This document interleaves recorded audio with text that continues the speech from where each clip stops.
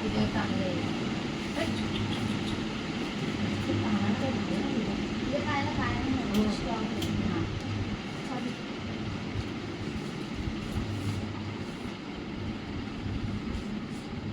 सर्वप्रथम ऋषभजी कांबळे आणि ताई प्रियंका कांबळे या दाम्पत्याने एका भिक्षुणीला भोजनदानाकरता आमंत्रित केलेलं आणि त्या अनुषंगाने आम्हाला भोजनदान स्वीकारलेलं आहे आम्ही. तर त्या अनुषंगाने आम्ही आज धम्मप्रवचन देतो. सर्वप्रथम तुम्ही डोळे मिटा. आपल्याला गुडघ्यावर बसता येत असत ज्याला बसता येत पंचांग प्रणाम करायचा. बुद्धं नमामि, धम्मं नमामि, संघं नमामि.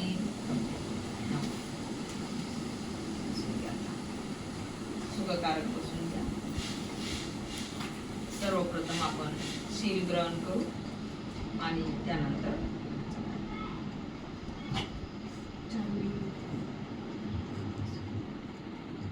हात जोडा. नमो तस् भगवतो अरहतो सम्मा संबुद्धस्स. 3 वेळा.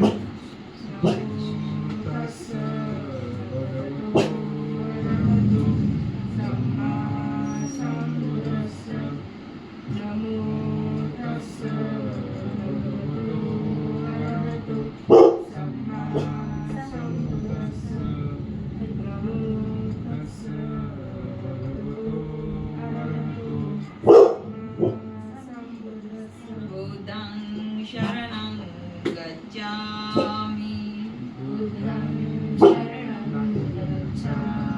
धम्मं शरणं गच्छामि, संघं शरणं गच्छामि, द्वितीयंपि बुद्धं शरणं गच्छामि,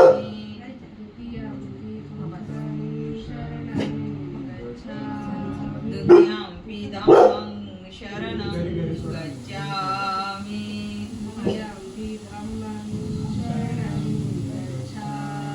द्वितीयंपि संघं शरणं गच्छामि,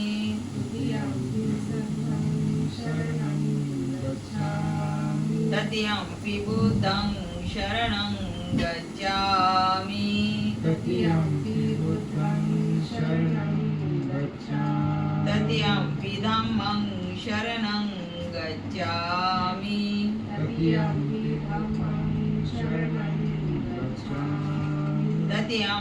संघं शरणं गच्छामि,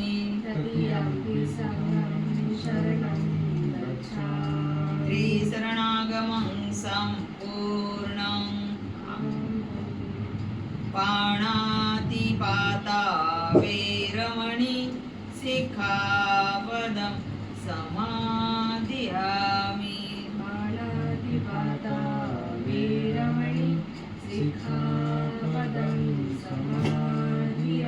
अदिन्नदाना वेरमणि सिक्खापदं समादियामि,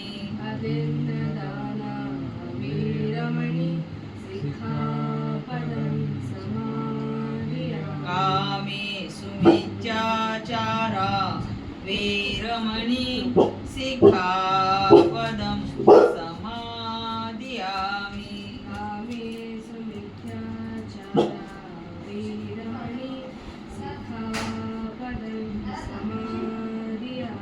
मुसावादा वेरमणि सिक्खापदं समादियामि,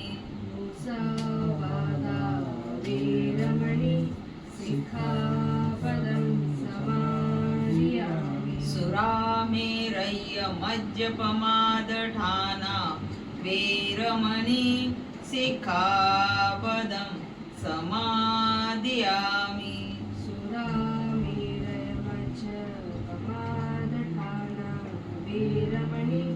सिक्खापदं समादियामि। साधु साधु साधु।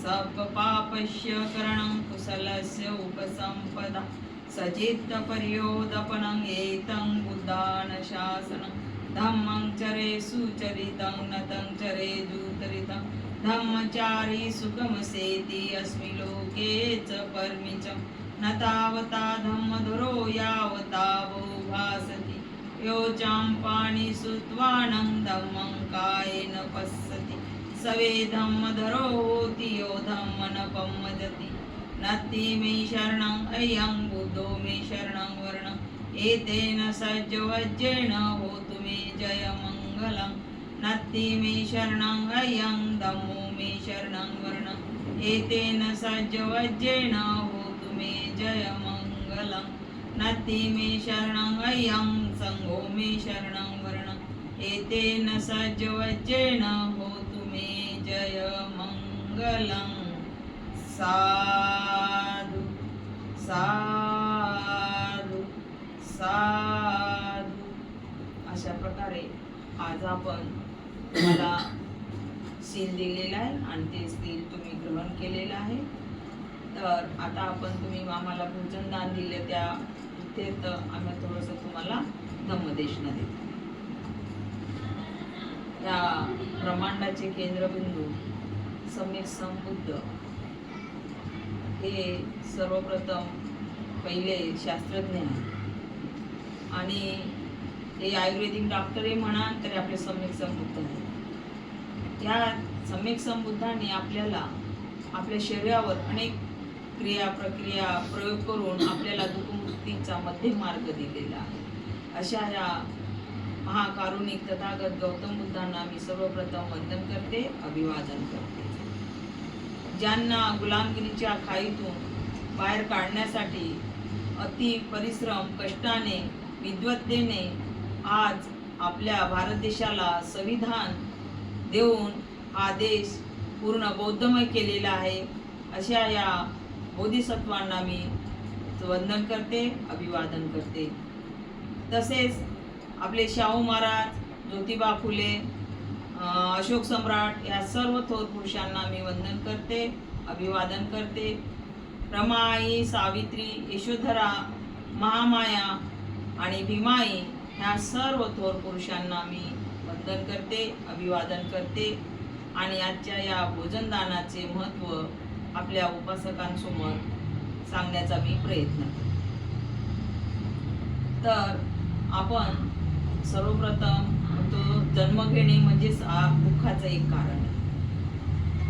जेव्हा आपण जन्माला येतो तर रडतच येतो, म्हणूनच आपण दुःखाचे कारण आहे. जसं कारण आहे तसे 4 आर्य सत्य बुद्धांनी आपल्याला सांगितलेलं आहे. कारण आहे त्यामागे निवारण आहे. बरोबर आहे, त्यामागे निवारण आहे. का तर कारणाला काय कारणीभूत असते?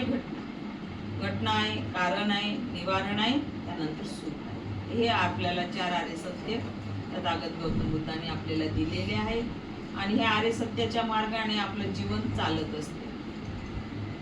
त्या अनुषंगाने आपण आपलं आचरण करत असतो. आपला धम्म हा विज्ञानाच्या सायन्सच्या तत्वावर अवलंबलेला आहे. आपल्यामध्ये पाखंडवाद किंवा अंधश्रद्धा असा काही आपला भाग नाही आहे. जे सत्य आहे ते स्वीकारा, असत्य आहे ते सोडून द्या. असं हे चिरंतकाल असं टिकणारं काहीही नाही, नश्वर आहे सर्व. कारण काही बघा, आता आपण जन्माला जरी आलो तरी आपण काही चिरंतकाल राहणार नाही, अनंत काळापर्यंत आपण राहणार नाही आहोत. आज ना उद्या सर्वांनाच जायचं असते. म्हणून कुठलीही वस्तू ही स्थिर नाही, अस्थिर आहे, येणार आहे, जाणार आहे. तर अशा हा निसर्गाच्या नियमाप्रमाणे आपल्याला आपलं जीवन चरित्र चालवायचं असते. त्या अनुषंगाने आपल्याला आचरण करायचं असते आणि त्या आचरणाने आपल्याला आपलं जीवन सुखी कसं होईल या दृष्टीने आपण विचार करून बोधिसत्वाच्या विचाराने आणि बुद्धाच्या तत्वाने आपण जर गेलो आणि त्यांचे विचार, त्यांचे तत्व आपल्या अंगात अंगीकृत केले, आचरणात आणले तर आपला मार्ग सुखकारक होतो, सुरेखा होतो आणि आपलं जीवन नेहमी सुखी आनंदाने असतं. दुःखाचा लवलेस फार कमी जाणवतो आणि जरी आला तरी आपलं आचरण चांगलं असलं, आपण दुःखील्यांची सेवा केली, कुणी कठीण समयी आपल्याकडे मदतीला हात मागितला, त्याला आपण आपल्याकडे आहे म्हणून त्याला आपण मदत केली, कोणी भुकेला आला त्याला आपण अन्नदान दिलं. अशा प्रकारे जे काही आपण चांगले कार्य केले, कुणाची सेवा केली, सदैव आपण कुणाला दुखवलं नाही, तर हे आपले सगळे कार्य आपले सुखकारक असतात, कुशल कार्य असतात.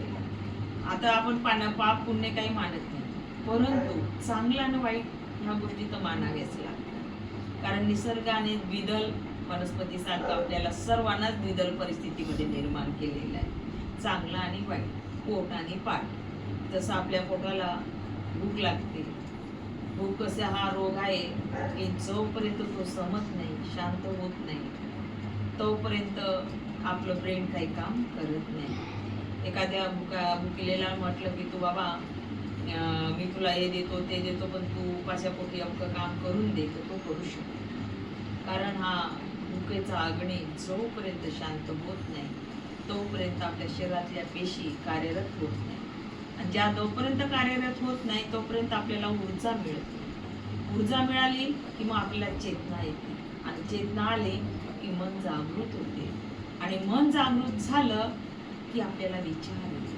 ही कशी एक शृंखला असते पेशींची, आणि आपल्या जीवनाशी आपल्या शरीरात अनेक जंतू आहेत, आपण त्यांना पेशी असे नाव दिले, वाहिणे आहेत सगळे, आणि आपलं शरीर कसं भरलेलं आहे. आपल्याला वरती फक्त एक काय लावलेलं आहे, लेप लावलेला आहे, कारण ते किडे माटे आपल्यावर काही हावी होऊ नये म्हणून, नाहीतर सगळं आपलं शरीर गंदगीचा एक भोग आहे. पण आपल्याला इगो खूप आहे, आपण थोडं जरा असं तसं असलं की बाबा माझ्यासारखं कोणीच नाही, आहे की नाही.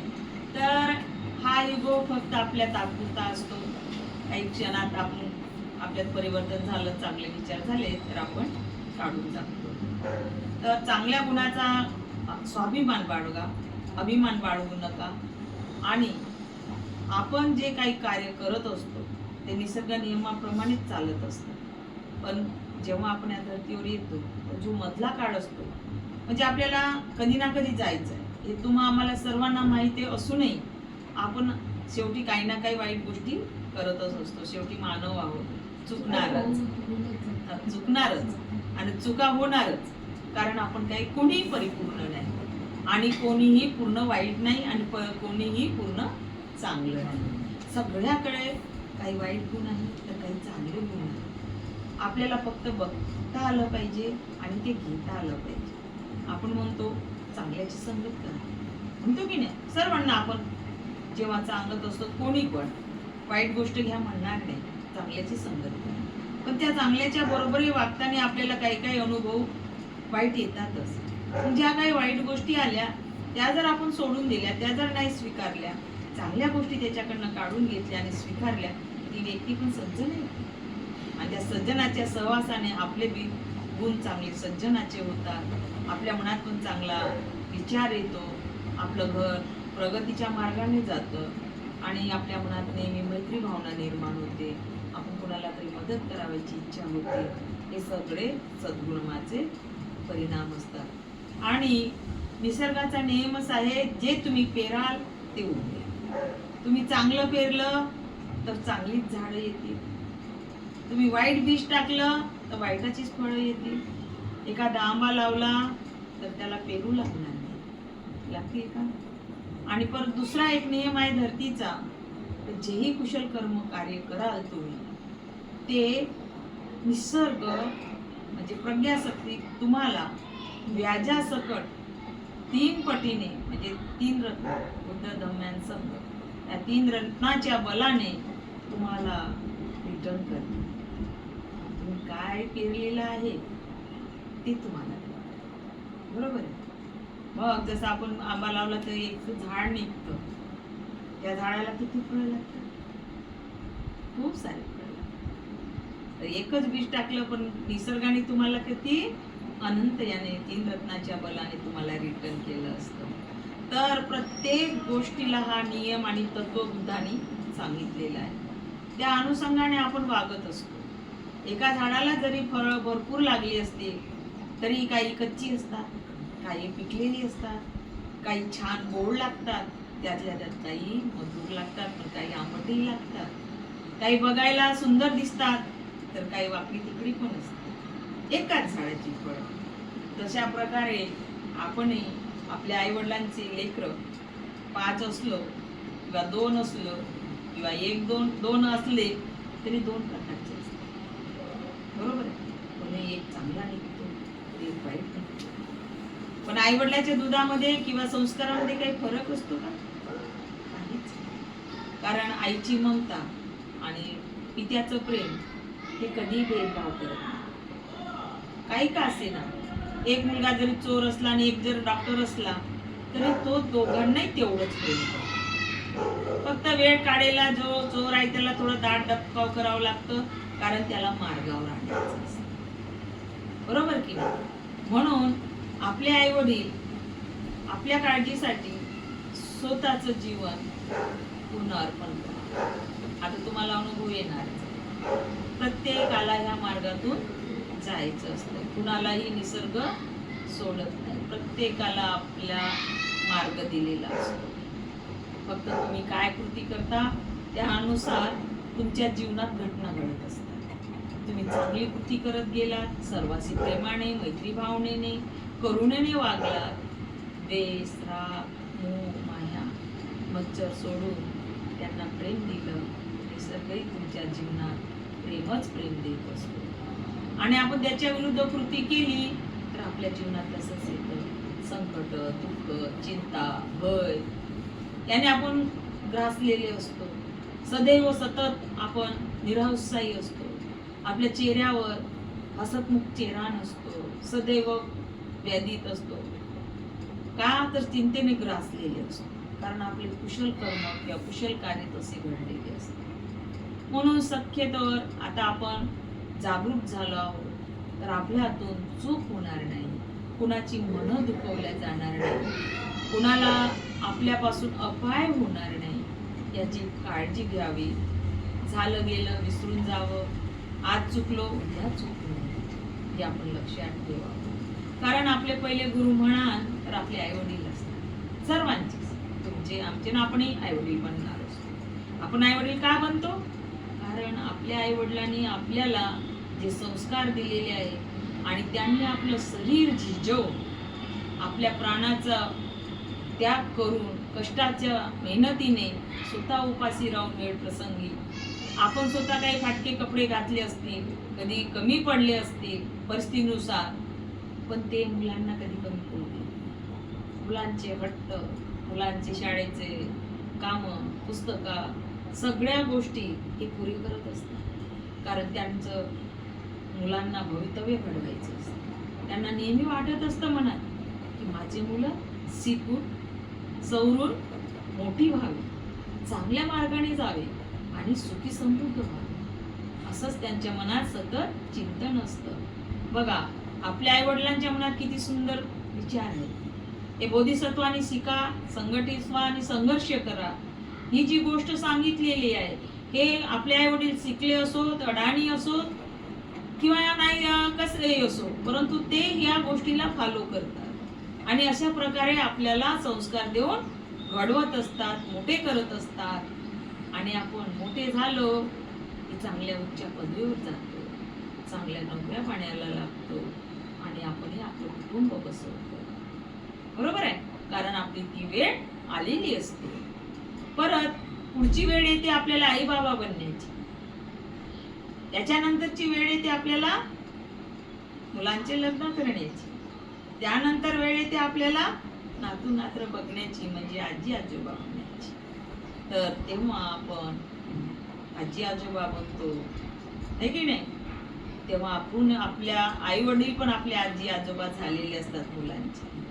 आपण त्यांच्याशी जसा व्यवहार करतो, कारण आपल्याला त्यांनी लहानाचं मोठं करता करता त्यांची हाडं मासं झिजून गेली असतात आणि झिजलेल्या म्हातारपणाला आपण आजी आजोबा म्हणतो. बरोबर आहे? मन त्यांचं झिजत नसते, झिजतं ते काय? शरीर. विचार त्यांचे कसे असतात, प्रगडच असतात. तर ते झिजलेलं शरीर काम करू शकत नाही, म्हणजे लहान लेकरासारखं होतं. त्याच्यानं चालता येत नाही, काही होत नाही गोष्टी, कारण वय झालेलं असतं, कष्टाने ते शरीर थकलेलं असतं. तेव्हा आपण त्यांची काठी बनायची असते, आपण त्यांना आधार द्यायचा असतो, कारण ते आपली काय झालेली असतात, लेकरं झालेली असतात. तेव्हा आपण त्यांना प्रेमाने संगोपन करायचं आणि त्यांना आपल्या नातू नातरांचा आपला प्रेमाचा सहवास द्यायचा. आणि त्या सहवासामध्ये जेव्हा आपला गुरुवर्ग संतुष्ट होतो, तेव्हा तो आपल्या अंतर्मनातून जो काही आशीर्वाद देतो ना, तो खूप अनमोल असतो.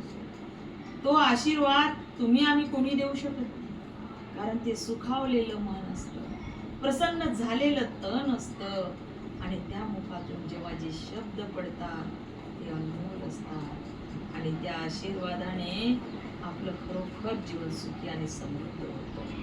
म्हणून तो आशीर्वाद सर्वांनाच मिळतो असेल, त्याचा लाभ आपल्याला घेता आला पाहिजे. तशा पद्धतीने आपली वागणूक त्यांच्यासोबत असायला पाहिजे. आपण जर त्यांच्याशी तिरस्काराने वागू तर भगवंताशी तिरस्काराने वागल्यासारखं आहे, हे लक्षात घ्या. भगवंत म्हणजे कोण? आपले आदर्श माता पिता. तर भगवंताशी आपण तिरस्काराने वागल्यासारखं आहे.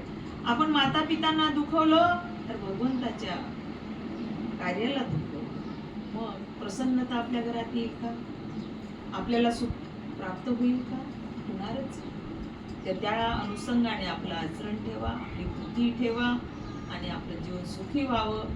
त्याकरता रमाईचे तुमच्या समोर प्रेरणा घेण्यासारखं आहे, आदर्श घेण्यासारखं आहे, सावित्रीचा आदर्श घेण्यासारखा आहे, प्रेरणा घेण्यासारखं आहे, ज्योतिबाचं आदर्श घेण्यासारखं आहे. तर थोडक्यात तुम्हाला एक दोन शब्द सांगते आणि मग संपवते. ज्योतिबा मी जर सावित्रीला शिकवलं नसतं, खरं सावित्री घडली असती का? मग पुरुषांचं काम काय आहे, तर आपल्या सहजीवनाशी जीवन जी आपल्या घरात येते आपल्यासाठी मैत्री भावनेने. ज्योतिबा आणि सावित्री पती पत्नी नव्हे तर एक मित्र मैत्रीण म्हणून वागले, आणि आपले आचरण तसंच असावं. एकमेकाच्या भावना ओळखून वागावं, एकमेकाचे विचार समजून घ्यावे. इथे समजण्यासारखं भरपूर आहे बरं का दोघांचे दाम्पत्यात. जसं बाबासाहेबांचं रमा मातेचं, बाबासाहेब कुठं कुठं राहायचे आहे की नाही, पण त्या माऊलीने कधी कुणाला तक्रार केली नाही. आज तर आपली एखादी मनांतर आपल्याला पुरुष वर्ग मेहनतीचं केलेले कमाई आपल्याला आणून देतो, बाबासाहेबांनी रमा मातेला कधी दिली नाही. हे आपल्या डोळ्यासमोर आहे उदाहरण. तर तिने कसं जगावं? तिने आपला संसार का वेगळा केला का, की माझेने माझेच मुलगं, बाबा आमच्या साहेब तर काही आणून देतच नाही, मी कुठून पोसू काय करू, असं केलं नाही. तर तिने अख्खं कुटुंब सांभाळलेलं आहे. रामजी बाबाची मीराबाई लंगडी होती, तिचं संगोपन त्यांनी केलंय. रामजी बाबाचे मोठे भाऊ, बाबासाहेबाचे भाऊ, लोक सगळं कुटुंब एकत्र राहायचं.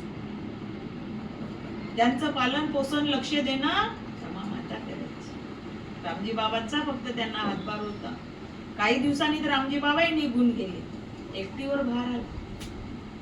एकट्यांवर भार आल्यावरही रमाई आमच्या घाबरल्या नाही, थकल्या नाही, की कुणाला तक्रार केली नाही, की बाबासाहेबाला तुम्ही तुमचं काम सोडून द्या म्हटलं नाही.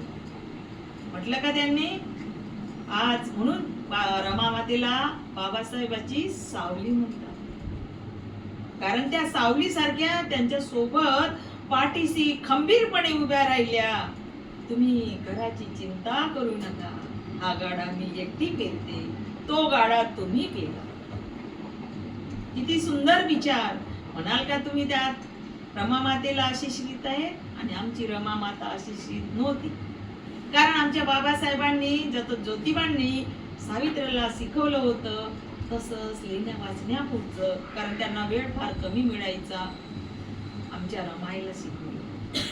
आता यातली गोष्ट फार मोठी आहे, कधीतरी भेटू तर पुढं सांगू की रमा मातेला कसं शिकवल्या गेलं आणि रमा माता कशा शिकल्या एवढ्या म्हणजे न वेळ असताना. तर आपल्याकडे वेळ कमी आहे, त्या अनुषंगाने आपण कधी परत आहेच तुमचे कार्यक्रम येऊ तेव्हा भरपूर सांगू. तर आपलं आचरण नीट असणे, आपल्या घरातला जर स्वर्ग बनवायचा आहे तर आपल्याला सांगितलं जाते मनोवाद्यांकडून की स्वर्ग मेल्यावर दिसतो. पण आमचे बाबासाहेब आणि बुद्धांचे तत्व काय म्हणतं, स्वर्ग बाळांनो या धर्तीवरच आहे, जिवंतपणीच तो भोगायचा आहे, उपभोगायचा आहे. मग तुम्ही स्वर्ग उपभोगा किंवा नर्क उपभोगा, ते तुम्हाला इथेच भोगून द्यायचं आहे, कुठे गेल्यानंतर नाही. तुम्ही जाण तेव्हा तुमचा अवशेषही शिल्लक राहणार नाही. एक मातीच्या धुळीचा कण बनतो, तो हवेने उडून जातो आणि आपण राख म्हणून पाण्यात शिरवून देतो, काही अवशेष उरत नाही. तर तुम्ही स्वर्ग भोगायला कुठे जाणार किंवा नर्क भोगायला जाणार कुठे, काहीच राहिलं नाही ना शिल्लक. म्हणून ते बाबासाहेब बोधिसत्व आणि आपले बुद्ध म्हणतात इथेच जिवंतपणे भोगायचं आहे, जेही भोगायचं आहे ते इथेच करायचं आहे. चांगलं करा आणि चांगलं वागा तर चांगलंच मिळेल आहे, दुसरं काहीही नाही. ह्या जीवनाचा सदुपयोग घ्या. हे जीवन आपलं अनमोल आहे, वारंवार येणारं नाहीये. जे आपल्याला सांगितलं जातं की आत्मा मरत नाही, अजूनही संशोधन चालू आहे. बुद्धानं कधी संशोधन करून मोकळे झाले. आत्मा नाही, कोणी परमात्मा नाही, फक्त आहे तो आहे पंचमहाधातूने बनलेला एक जीव. बरोबर आहे. आज आमच्या ताईच्या वेळेस आम्ही येऊ तर परत त्या गोष्टी सांगू, कारण आता सांगून तर ते बरोबर नाही. तर अशा त्या गोष्टी आहेत का आपलं कसा जन्म होतो, कसं काय होतं ते आम्ही येऊ तेव्हा बोलू. तर आजच्या भोजनाच्या निमित्ताने तुम्हाला एक छोटीशी सुकेशनेची गोष्ट माहित असेल,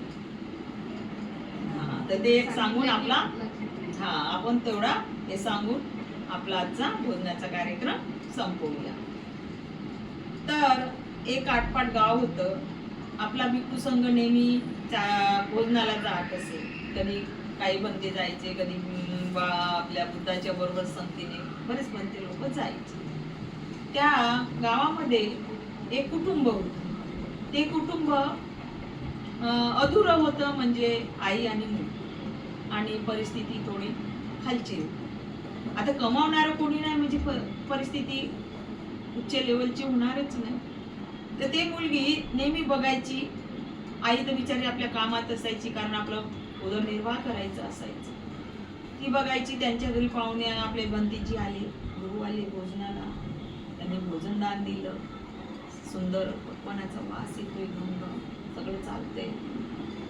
असं बरेच दिवस गेल्यानंतर त्या मुलीच्या मनात आलं की सर्वच भोजन देतात आहे, आम्ही का देऊ नाही शकत, आमच्याकडे पण आमचे गुरुवर्य आले पाहिजे, आम्ही पण त्यांना भोजन दिलं पाहिजे. आणि त्या दिवशी ती आपल्या आईला म्हणते, आई आपण नाही बोलवायचं का, म्हणते आज त्यांच्याकडे आले, मागच्या महिन्यात त्यांच्याकडे आले, परवा त्यांच्याकडे आले, गावात सतत आपल्याकडे वंतेजी येत राहतात आणि आपण बघतोय. हो बेटा म्हणते आपण बघतोय, परंतु जिसूला भोजनदान देण्याची आपली ऐकत नाही बेटा, आपली परिस्थिती नाही आहे म्हणून आपण बोलवत. तिच्या मनात अनेक विचार येऊन गेल्यावर तिच्या लक्षात येतं की तिचे केस खूप लांब असतात आणि सोनेरी कलरचे असतात, सोन्यासारखे चक्राकार. बघा कुदरत कोणाकोणाला काही काही देतं बरं का. कोणाला सौंदर्य देतं, कोणाला कुरूपपणा देतं, कोणाला गुण देतं, कोणाला अवगुण देतं, कोणाला सद्गुण देतं. काही ना काही प्रतिभा शक्ती देत असतात. तसे ह्या केस म्हणा अजूनही जगात कुणाचे नाही तसे केस. तसे द्रौपदीचे होते म्हणतात निळसर केसला, तसे आमच्या या सुकेशनीचे केस होते गोल्डन. आणि बघितलं का कोणालाही वाटायचं कसं नाही. तर व्यापाऱ्यांनी त्याला ते केस विकत मागितले होते, कारण त्याला काहीतरी बनवायचं होतं आणि त्यातून त्याला पैसे मिळवायचे होते. तर आमच्या सुकेशनीने दिले नाही म्हणाली होती ती, कोणी द्यायला तयार होणारच.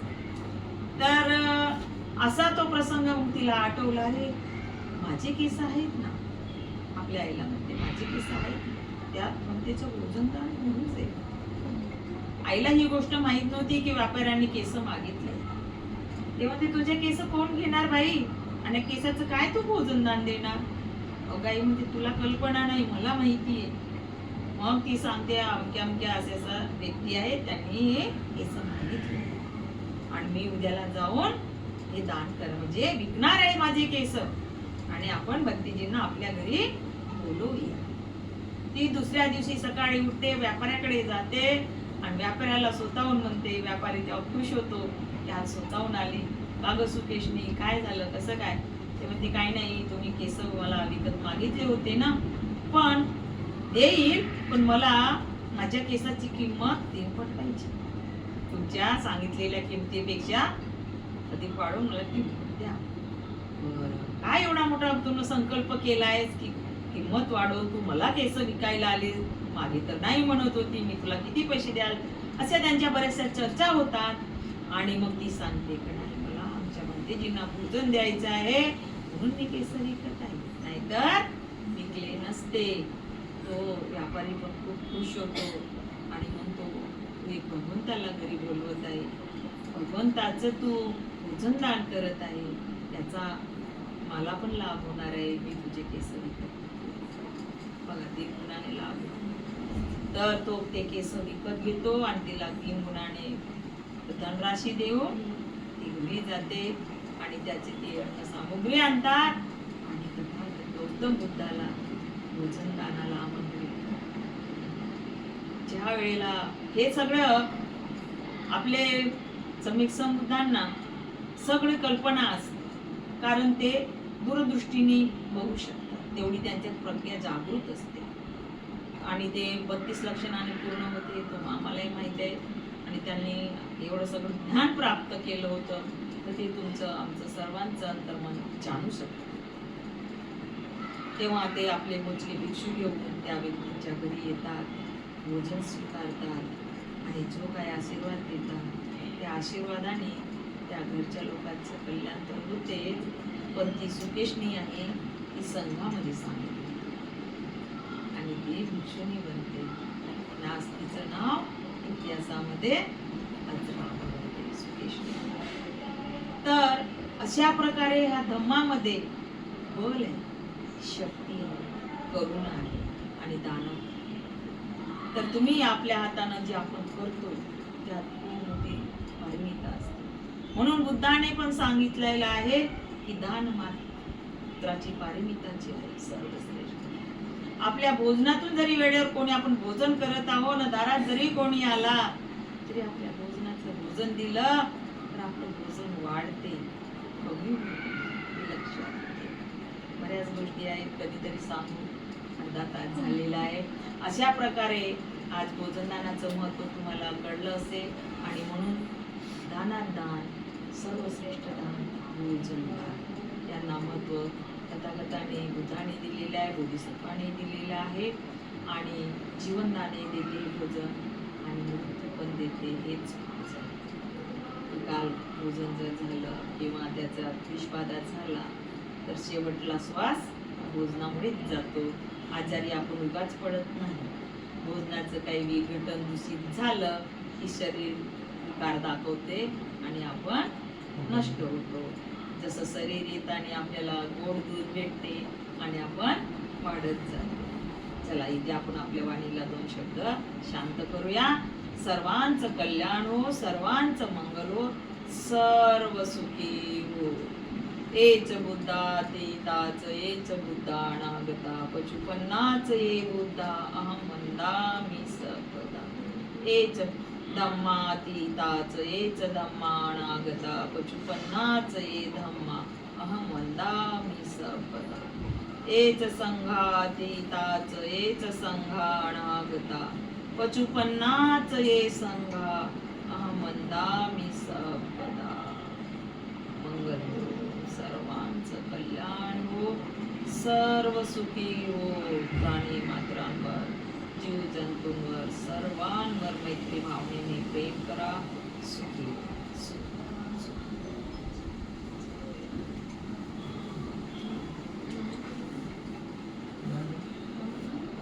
हा बंधन करा. तेव्हा तुम्हाला जमत नसेल तर मग शावकाश असं केलं तरी चालतं.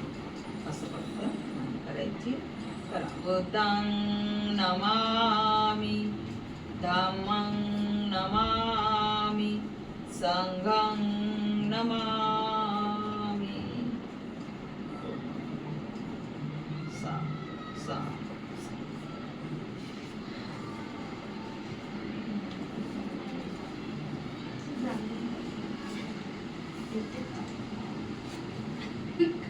काय करायचं YouTube बनवून टाक जा.